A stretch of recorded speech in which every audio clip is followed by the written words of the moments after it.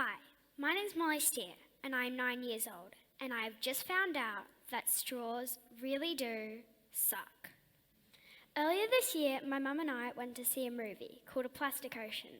It was the first time that I had been told that plastic never, ever breaks down.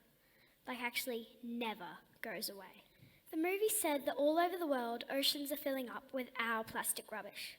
This plastic gets into our oceans and hurts the marine animals. But not only that, when humans eat fish and seafood, we're eating the plastic that they have eaten.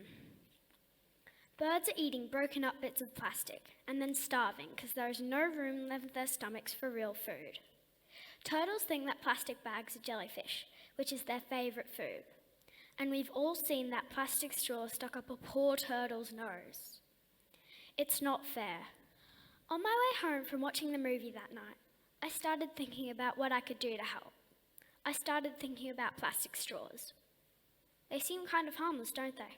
But did you know, every day, humans use more than 500 million straws.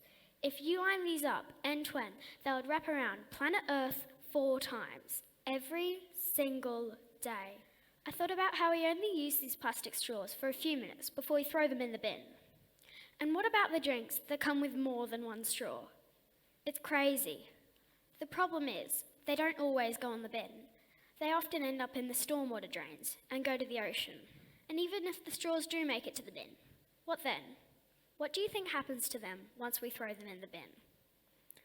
As I said before, plastic can't break down, so it can't actually ever go away. You see, when my mum tells me to put my clothes away, I know where they go. They've got a place to go. But with plastic, there is no away. Did you know that the very first plastic straw you ever used is still somewhere on this planet?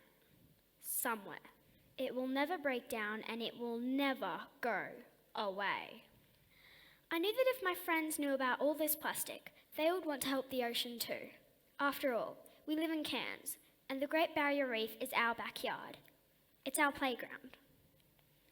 I wanted to help the Great Barrier Reef, so I decided to try and get plastic straws out of canteens of local schools.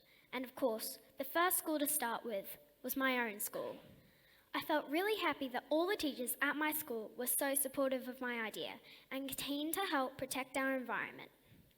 They were the first school to join in with the Straw No More project. I then started talking to other people about my idea, including the newspaper, TV, and radio stations. Because of this, other schools from around Cairns heard about it and said they wanted to join in too. Soon, we had messages from people in South Korea, New Zealand, England, and America, as well as some other states in Australia, who wanted their schools to join in with the Straw No More project. Now, I know there are some people with limited movement of their arms, people in wheelchairs, for example. And I understand those people really rely on straws. They need to use straws. But most of us don't. Living straw-free is actually really simple.